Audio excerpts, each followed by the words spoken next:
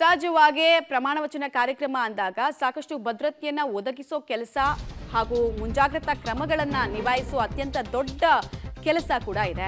So ರಾಷ್ಟ್ರಪತಿ ಭವನದ ಸುತ್ತ ಬಿಗಿ ಪೊಲೀಸ್ ಬಂದೋಬಸ್ತನ್ನ ಕೂಡ ಮಾಡಲಾಗಿದೆ.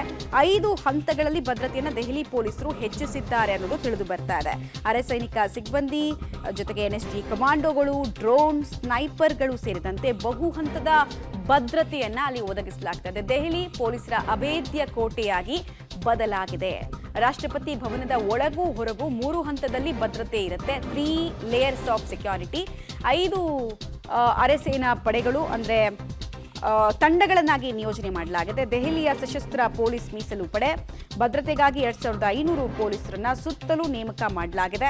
ಗಣ್ಯರ ಮಾರ್ಗದಲ್ಲಿ ಸ್ನೈಪರ್, ಶಸ್ತ್ರಸಜ್ಜಿತ ಪೊಲೀಸರನ್ನ ನಿಯೋಜನೆ ಮಾಡಲಾಗಿದೆ. ವಿದೇಶಿ ಗಣ್ಯರು ಉಳಿಯುವಂತಹ ಲೀಲಾ, ತಾಜ್, ಐಟಿಸಿ ಹೋಟೆಲ್ಗಳಲ್ಲಿ ಭಾರೀ ಭದ್ರತೆಯನ್ನ ಒದಗಿಸಲಾಗ್ತಾ ಇದೆ. G20 ಮಾದರಿಯಲ್ಲೇ ವಿಶೇಷ ಭದ್ರತೆಗೆ ಅಲ್ಲಿ ಪ್ರಯತ್ನಗಳು ಆಗಿದೆ ಅನ್ನೋದು, ಸಿದ್ಧತೆಗಳಾಗಿದೆ ಅನ್ನೋದು ತಿಳಿದು ಬರ್ತಾ ಇದೆ. ಜೊತೆಗೆ ಕ್ಲಾರಿಡಜಸ್ ಮತ್ತು ಒಬೆರಾಯ್ ಹೋಟೆಲ್ನಲ್ಲೂ ಕೂಡ ಭಾರಿ ಭದ್ರತೆಯನ್ನ ಒದಗಿಸೋ ಕೆಲಸ ಆಗ್ತಾ ಇದೆ. ಸೊ 2014-19ರಲ್ಲಿ ಹೇಗೆ ಸಾಂಗೋಪಾಂಗವಾಗಿ ಸುಲಲಿತವಾಗಿ ಪ್ರಮಾಣ ವಚನ ಕಾರ್ಯಕ್ರಮ ಸಾಗಿತ್ತೋ ಅದೇ ರೀತಿ 2024ರಲ್ಲೂ ಕೂಡ ಸುಲಲಿತವಾಗಿ ಯಾವುದೇ ವಿಘ್ನಗಳು ಎದುರಾಗದಂತೆ, ಅಹಿತಕರ ಘಟನೆ ನಡೆಯದಂತೆ ಮುಂಜಾಗ್ರತಾ ಕ್ರಮವನ್ನು ವಹಿಸೋದಕ್ಕೆ ಬೇಕಾದ ಎಲ್ಲ ಸಿದ್ಧತೆಯನ್ನ ಮಾಡಿಕೊಳ್ಳಲಾಗಿರುವುದು ತಿಳಿದು ಬರ್ತಾ ಇರುವಂತಹ ವಿಚಾರ.